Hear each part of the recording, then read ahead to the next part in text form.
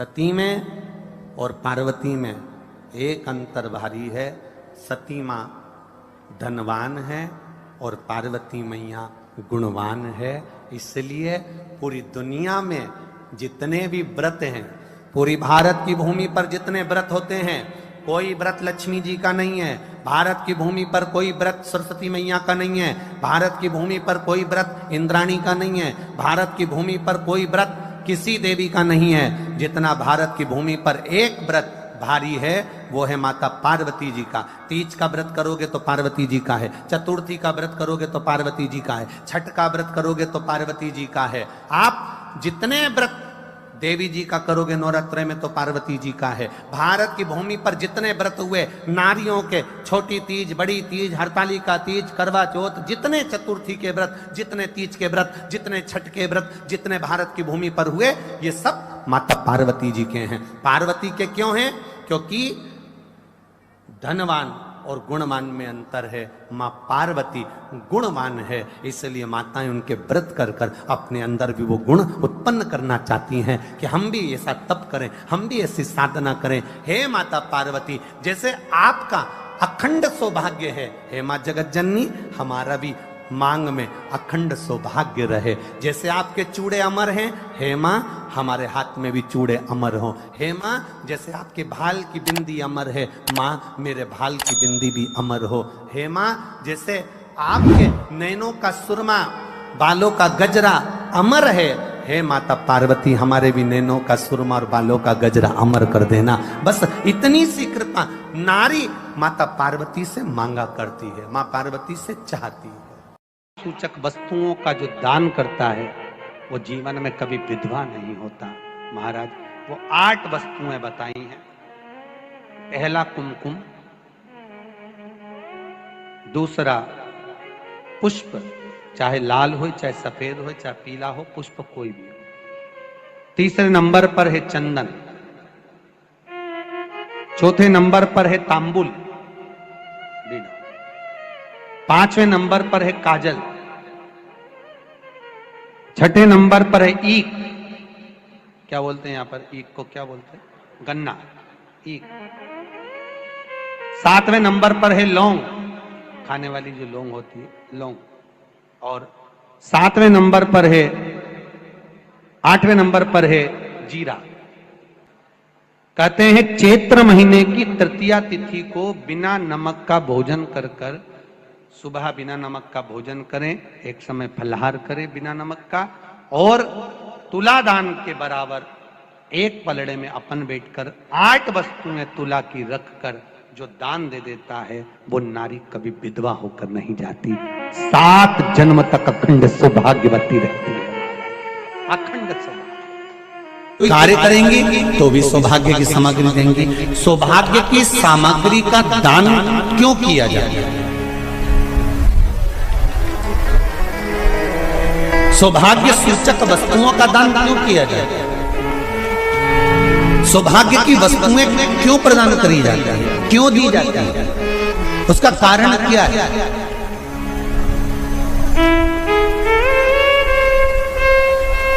क्यों देते हैं? महाराज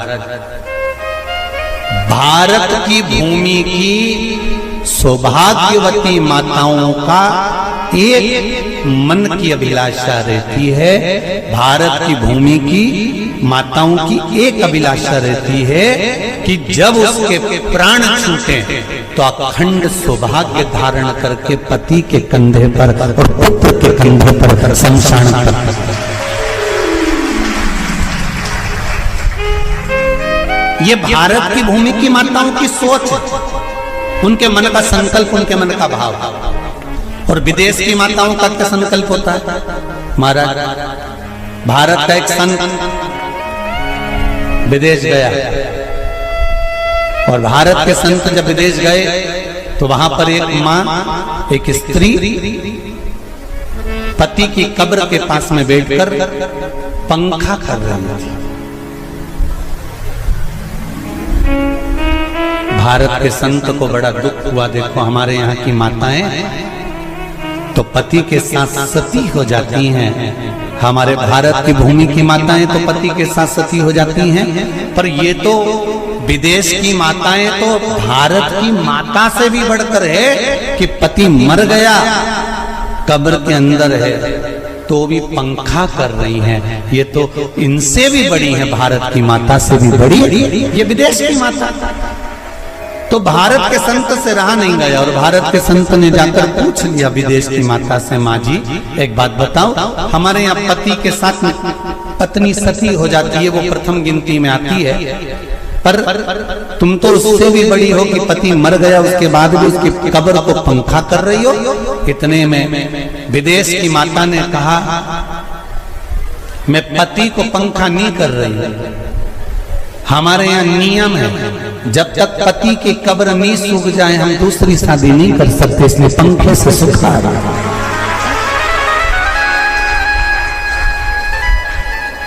इसलिए पंखे से सुखा रही है।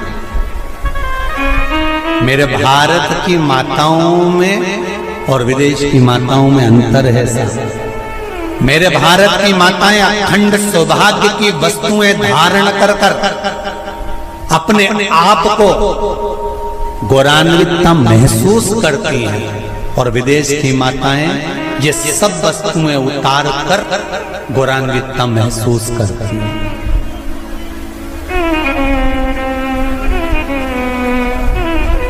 क्यों देते हैं चूड़ी का दान, क्यों देते हैं बिंदी का दान, क्यों देते हैं अखंड सौभाग्य का दान? किस महाराज?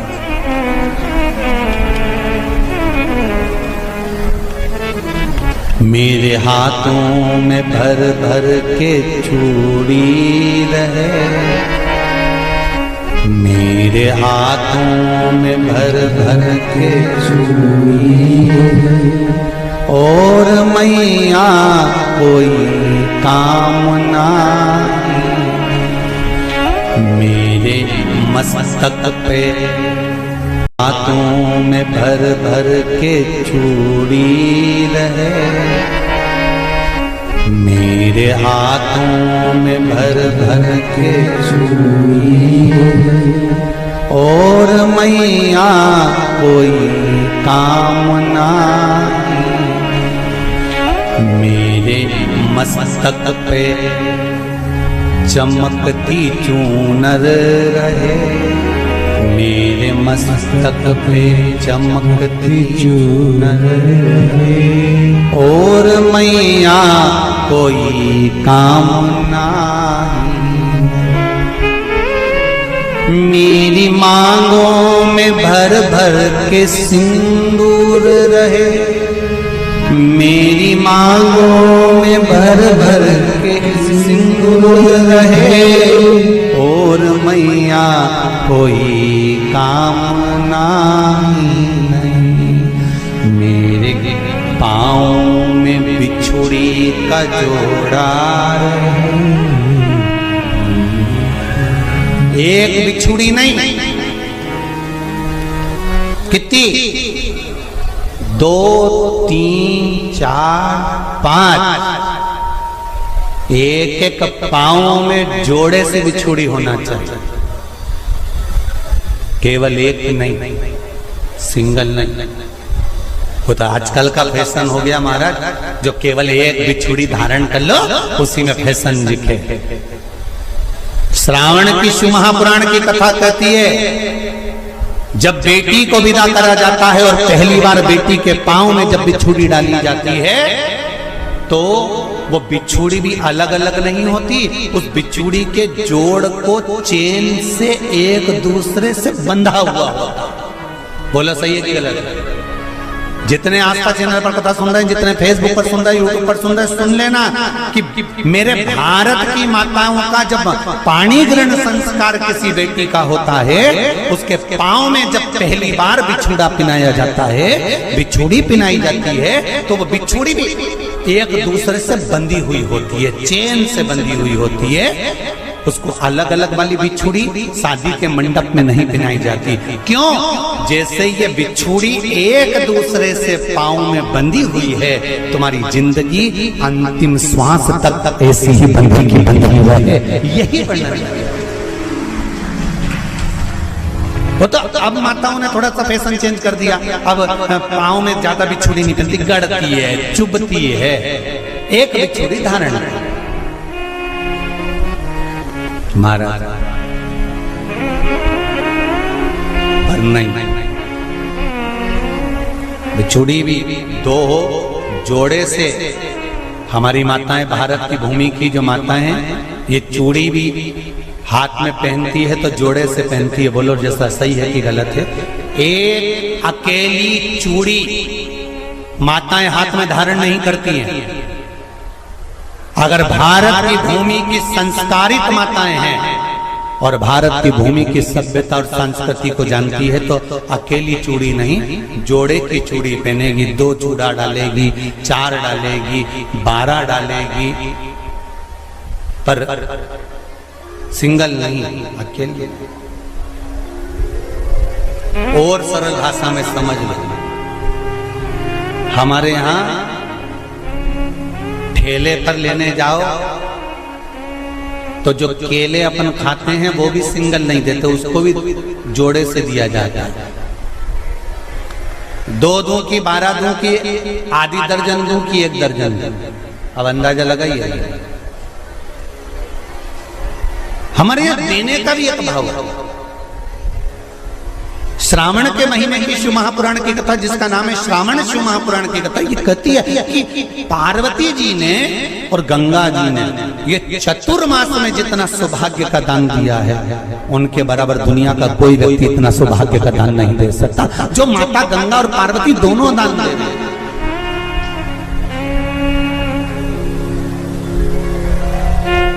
प्रतिदिन दे रहे हैं। और अब तो फैशन आ गया, तुम लोगों को जो सौभाग्य का दान देते हो प्लास्टिक की डलिया में देते हो, पर एक एक पुराण को उठाकर देख लेना, एक एक अध्यापन को उठाकर देख लेना, जितनी तुम कथा तुम्हारे